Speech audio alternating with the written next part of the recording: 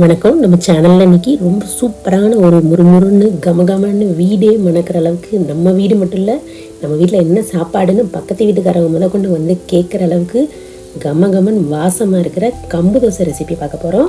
ரொம்ப டேஸ்டான ரெசிபி, ரொம்ப ஹெல்த்தியானதும் கூட.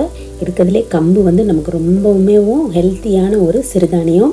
எப்படி ராகி வந்து பெஸ்ட்டான ஒரு சிறுதானியமோ அதே மாதிரி கம்புமே இருக்கிறதுலே ரொம்ப பெஸ்ட்டான ஒரு சிறுதானியம்.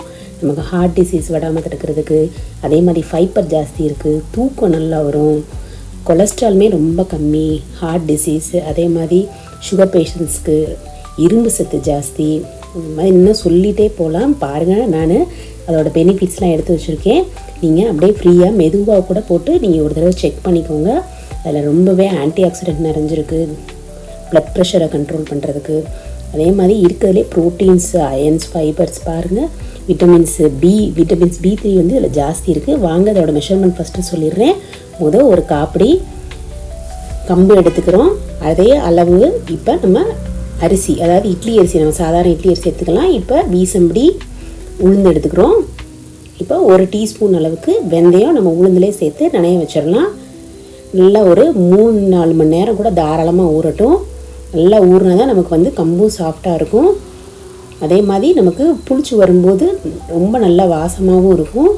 அதனால் கொஞ்சம் நல்லா ஊற வச்சுருங்க. அப்போ தான் அரைப்படுறதுமே நமக்கு நல்லா அரைப்படும். நல்லா 2-3 தடவை கழுவிட்டு நல்லா தண்ணி ஊற்றி நல்லா ஊற வச்சுருங்க. இப்போ ஒரு 3-4 மணி நேரம் ஆயிடுச்சு. பாருங்கள், நல்லா ஊறிடுச்சு. இந்த கம்பு போட்டு வாயில் நீங்கள் மென்னிங்கன்னா உங்களுக்கு நல்லா சாஃப்டாக இருக்கணும்.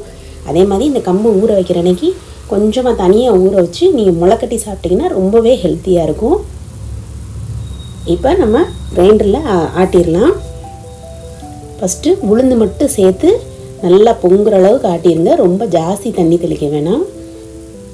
எப்படி நம்ம இட்லி காட்டுவோமோ அந்த மாதிரி ஆட்டிடுங்க. 2வதாக கம்பு சேர்த்துட்டு 3வதாக நம்ம அரிசி ஆட் பண்ணிக்கலாம். பாருங்கள், இந்த மாதிரி ஆட்டட்டும். நம்ம எப்படி இட்லி தோசை அரைப்போமோ அதே மாதிரியே நீங்கள் அரைச்சிங்கன்னா போதும். ரொம்ப தொடன்னு தண்ணி ஊற்றி அரைக்காதீங்க, அப்புறம் டேஸ்ட் மாறிடும். பாருங்கள், இப்போ நான் கிரைண்டர்லேருந்து மாற்றி நல்லா பாத்திரத்தில் கரைச்சி கொஞ்சம் உப்பும் போட்டு கரைச்சி வச்சுட்டேன்.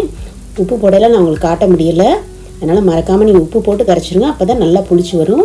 இப்போ 2 பாத்திரத்துலேயே மாற்றி வச்சுருக்கேன். பாருங்கள், அது மறுநாள் காலையில் நல்லா புளிச்சிருச்சு. அப்படி இல்லைன்னா நீங்கள் காலையில் ஆட்டினீங்கன்னா நைட்டுக்கு நல்லா புளிச்சிருக்கும். பாருங்கள், இப்போ நல்லா உப்பி வந்துருச்சு மாவு. தோசை ஊற்றி காட்டுறேன்.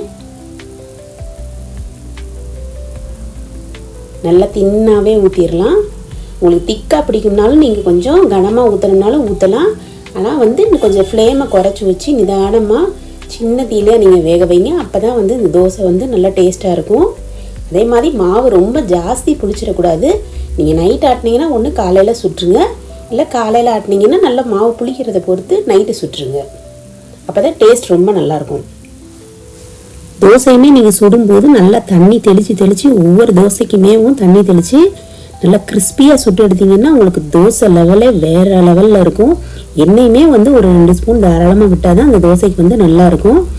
அதனால் ஒவ்வொரு தோசை சுடும்போது கொஞ்சம் ஃபஸ்ட்டு தீயை வந்து குறைச்சி வச்சு நீங்கள் தோசை ஊற்றிட்டு அடுத்ததாக கொஞ்சமாக நம்ம ஃப்ளேமை இன்க்ரீஸ் பண்ணிவிட்டு அந்த மாதிரி சுட்டிங்கன்னா தான் உங்களுக்கு தோசை கிறிஸ்பியாகவும் வரும், நல்லாவும் இருக்கும்.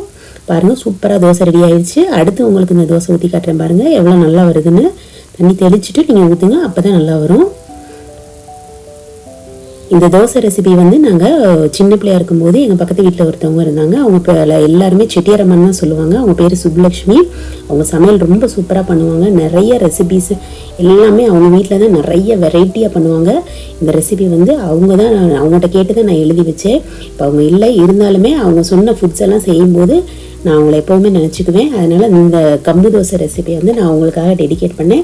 ஏன்னா அவங்ககிட்ட கேட்டு தான் நான் அந்த ரெசிபி சின்ன பிள்ளைலேருந்தே எங்கள் வீட்டில் அவங்ககிட்ட கேட்டு தான் இந்த ரெசிபி சுடுவோம், தோசை செய்வோம்.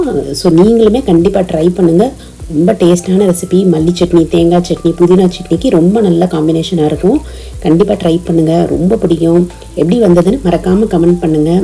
நம்ம சேனலில் இன்னுமே எள்ளு சட்னி, தக்காளி சட்னி ரெசிபி எல்லாம் இருக்குது, அதுவுமே பாருங்கள். ரொம்ப டேஸ்டான ரெசிபிஸ். இப்போல்லாம் இட்லி தோசைக்கு வீட்டில் மாவு அரைக்கிறீங்களோ நீங்கள் இந்த கம்பு தோசையுமே சேர்த்து ஊற போட்டு நீங்கள் அரைச்சிட்டிங்கன்னா உங்களுக்கு வேலை ஈஸியாக முடிஞ்சிடும். ஃபஸ்ட்டு கம்பு தோசை சாப்பிட்டுட்டு கூட நீங்கள் அடுத்து இட்லி தோசை சேர்த்துக்கலாம். அதே மாதிரி நம்ம சேனலை ஃபஸ்ட் டைம் பார்க்குறீங்கன்னா மறக்காமல் சப்ஸ்கிரைப் பண்ணிவிட்டு லைக் அண்ட் ஷேர் பண்ண மறந்துடாதீங்க.